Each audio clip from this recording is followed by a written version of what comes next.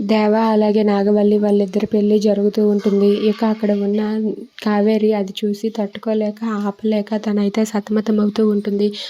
దేవ, నాగవల్లి వాళ్ళిద్దరూ కూడా జీలకర్ర, బెల్లం పెట్టుకుంటూ ఉంటారు. అది చూసి అక్కడ ఉన్న కావేరి అయితే ఏంటి ఈ బాల ఎక్కడికి వెళ్ళాడు ఏంటో, ఇంకా రాలేదేంటి బాల అని చెప్పి బాలరాజు కోసం ఎదురు చూస్తూ ఉంటుంది. ఇక నాగవల్లి అయితే తన బావతో పెళ్ళి అవుతుందని చెప్పి తనైతే చాలా సంబరపడుతూ ఉంటుంది.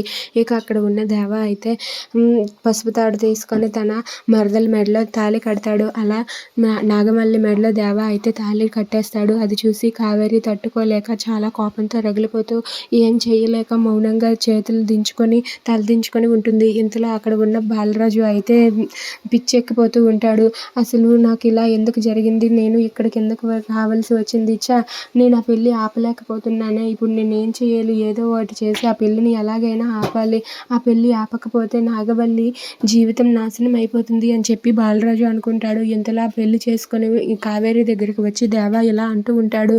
ఏంటి కావేరి, ఇప్పుడు నువ్వు మా పెళ్ళికి ఏ గిఫ్ట్ ఇవ్వబోతున్నావు, నువ్వు ఏ గిఫ్ట్ ఇచ్చినా సరే పర్వాలేదు కావేరి, కానీ నీకు మాత్రం రిటర్న్ గిఫ్ట్గా నేను ఒకటి ఇవ్వబోతున్నాను అని చెప్పి అక్కడ ఉన్న దేవ కావేరితో అంటూ ఉంటాడు. అది వినగానే కావేరి ఒక్కసారిగా షాక్ అయిపోతుంది.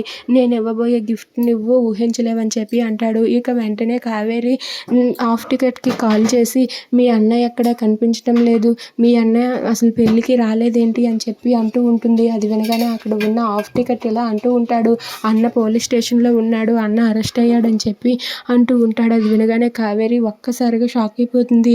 ఇక అక్కడ ఉన్న చిన్ని అయితే కావేరి దగ్గరికి వచ్చి అమ్మ నాన్న ఎక్కడమ్మా, నాన్న పెళ్ళికి కూడా రాలేదేంటి, నాన్న ఎక్కడికి వెళ్ళాడు అని చెప్పి చిన్ని కావేరిని అడుగుతుంది. ఆ మాటకు కావేరి కంగారు పడుతూ ఇప్పుడు చిన్నికి నేను ఏం సమాధానం చెప్పాలి అని చెప్పి తనైతే కంగారు పడుతూ ఉంటుంది. ఇక అక్కడ ఉన్న చిన్ని మాత్రం నాన్న ఎక్కడికి వెళ్ళాడు, నాన్నకు ఫోన్ చేయని చిన్ని అంటుంది. Please subscribe.